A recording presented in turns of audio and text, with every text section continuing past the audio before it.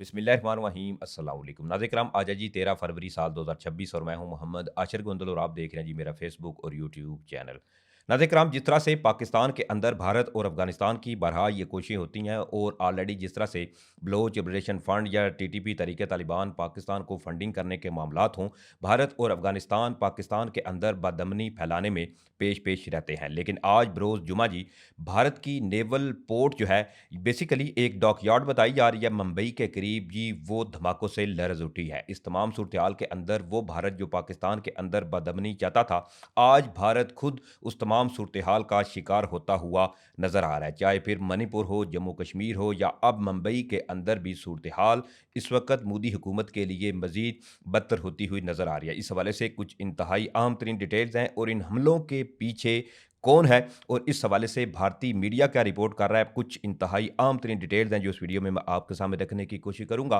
लेकिन इससे पहले जल्दी से जिन लोगों ने मेरे चैनल को सब्सक्राइब नहीं किया वो चैनल को सब्सक्राइब करें, साथ में जो बेल नोटिफिकेशन है इसको लाजमी ऑन करें ताकि नई आने वाली वीडियोस का नोटिफिकेशन आपको टाइम पे मिलता रहे। वीडियो अच्छी लगे तो वीडियो को लाइक शेयर करना जो है वो मत भूलिएगा। नाज़रीन बरहा जब भी कोई भारत के हवाले से वीडियो बनाऊं तो काफ़ी जो इंडियंस हैं वो नीचे आके कमेंट्स करते हैं कि जी फेक न्यूज़ है या अपने से एक मन घड़त कहानी जो है वो मैं बना के पेश कर रहा हूँ। तो उन हज़रात के लिए ये साइड में आपको बाकायदा तौर पर जो एनडीटी टीवी, इसके अलावा the times of India, India के जितने भी आउटलेट्स हैं उनके लिए ये रिपोर्ट्स है जिसमें आप ये देख सकते हैं कि कल रात जी मुंबई की जो नेवल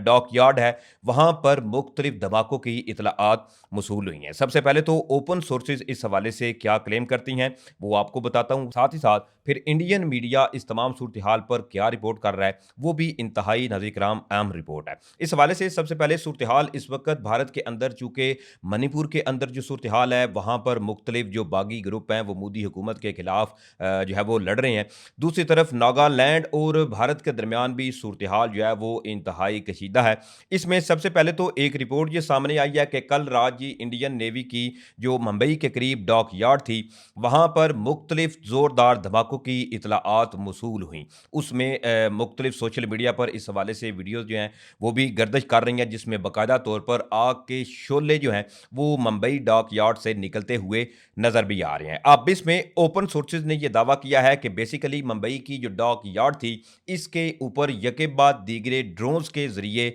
हमले किए गए हैं और इन हमलों के पीछे क्लेम ये किया जा रहा है कि जो नागालैंड के बागी हैं उन्होंने इसकी जो ज़िम्मेदारी है उस हवाले से जो दावे हैं वो मुख्तलिफ होते हुए नज़र आ रहे हैं कि नागालैंड के जो बागी हैं इन्होंने मुख्तलिफ कामिकाज़ जो ड्रोन्स हैं इनका इस्तेमाल करते हुए मुंबई की जो नेवल डॉक यार्ड थी वहाँ पर ड्रोन से हमला किया है और इब्तदाई इतलाआत के मुताबिक ये भी इतलाआत मौसूल हो रही हैं कि वहाँ पर जो इंडियन वारशिप थी उसको जाकर इन ड्रोन्स ने हिट किया है जिसके बाद वहाँ से मुख्तलिफ जो आग और इसके अलावा जो सूरत हाल थी वो निकल कर सामने आ रही है। सबसे पहले एक ज़राए ने यह दावा किया कि Indian navy Mumbai dockyard caught fire due to unknown reason, यानी कि ये ज़राए अब ये दावा कर रहे हैं कि इंडियन नेवी की जो डॉक यार्ड है वहाँ पर मुख्तलिफ धमाके जबकि आग के जो शोले हैं वो रिपोर्ट हुए हैं और रीज़न अभी तक अननाउन क्लेम की जा रही है। Indian navy ship INS Vikrant was on special visit, यानी कि जो इंडियन बहरी बेड़ा आईएनएस विक्रांत, नाज़रीन आईएनएस विक्रांत के हवाले से आपको बताऊं तो ये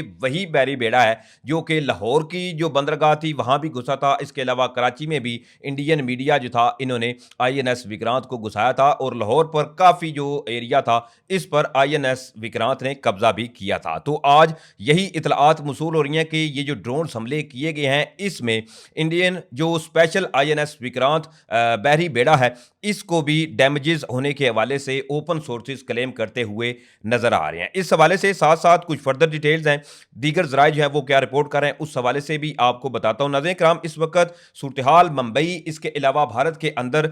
इंतहाई खराब होती हुई नजर आ रही है। चाहे फिर मणिपुर का मामला हो वहां पर भी मुख्तलिफ जो झड़पें हैं वो मुख्तलिफ औकात में रिपोर्ट हो रही हैं और नागालैंड और भारत के दरमियान भी सूरत हाल मजीद जो बदतर है वो होती हुई नजर आ रही है। चाहे फिर असम राइफल का मामला हो तो वहां पर भी मुख्तलिफ आए दिन जो हमले हैं इनकी इतलाआत मौसूल होती रहती हैं। साथ ही एक और जराए है वो ये क्लेम कर रहे हैं कि भारत के मुंबई नेवल डॉकयार्ड पर नागालैंड के जो बागी हैं इनकी जानब से 2 कामिकाज ड्रोन जो थे इनसे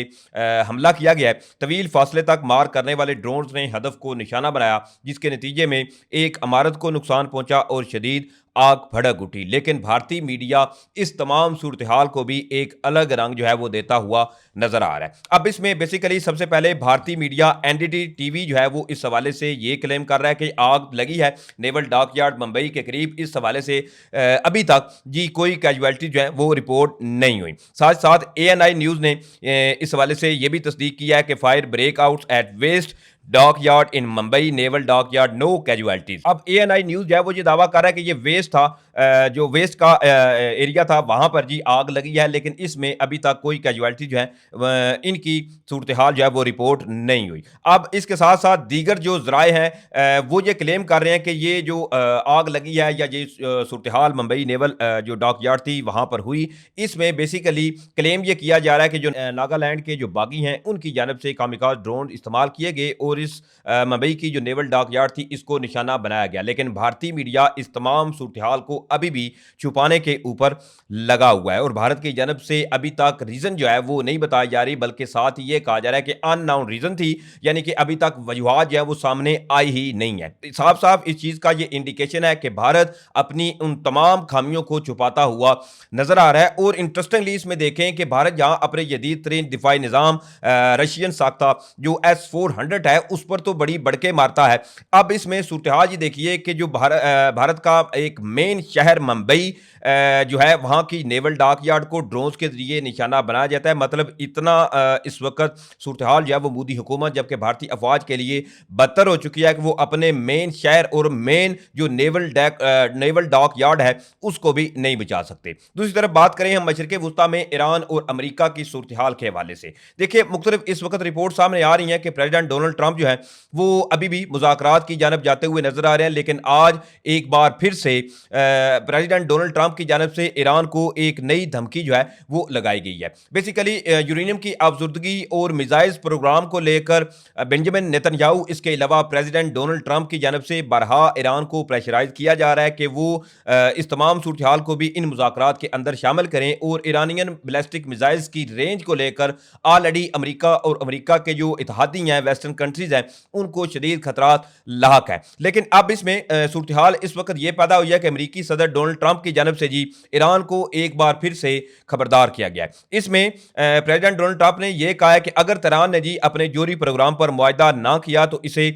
इंतहाई तकलीफ दे नताइज का सामना करना पड़ सकता है। अमेरिकी सदर डोनाल्ड ट्रंप ने मीडिया से गुफ्तगू करते हुए कहा कि ईरान के साथ मुआहदा करना जरूरी है, बसूरत दीगर हालात बहुत खराब हो सकते हैं। यानी कि एक क्लियर जो वार्निंग है वो अमेरिकी प्रेसिडेंट डोनाल्ड ट्रंप की जानब से ईरान को एक बार फिर से दी गई है और इसको कहें कि ईरान को बरहा प्रेशराइज किया जा रहा है तो ये कहना भी गलत नहीं होगा, क्योंकि ईरान अपनी यूरेनियम की अफजुर्दगी पर भी जो है वो अटका हुआ है और मिसाइल जो बैलिस्टिक मिसाइल्स हैं ईरान के वहां तो ईरान इस पर बात करना ही नहीं चाहता। साथ ही साथ प्रेसिडेंट डोनाल्ड ट्रंप ने यह भी कहा है कि हमें एक मुआहदा करना होगा वरना ईरान के साथ सूरत हाल नहायत संगीन और बहुत तकलीफ दे होगी। डोनाल्ड ट्रंप ने इस उम्मीद का भी इजहार किया कि आइंदा एक माह के दौरान ईरान के साथ किसी नतीजे पर पहुंचा जा सकता है। नाज़रीन किराम, इससे कबल अमेरिका और ईरान के दरमियान जोरी प्रोग्राम के मामले पर कशीदगी बदस्तूर जो है वो अभी भी जारी है और हालिया दिनों में इस हवाले से सफारती राब्तों में तेजी आई है। इससे कबल चूंकि मस्कत ओमान के अंदर अमेरिका और ईरान के दरमियान एक जो मुज़ाकरात का दौर था वो हो भी चुका है और इसको भी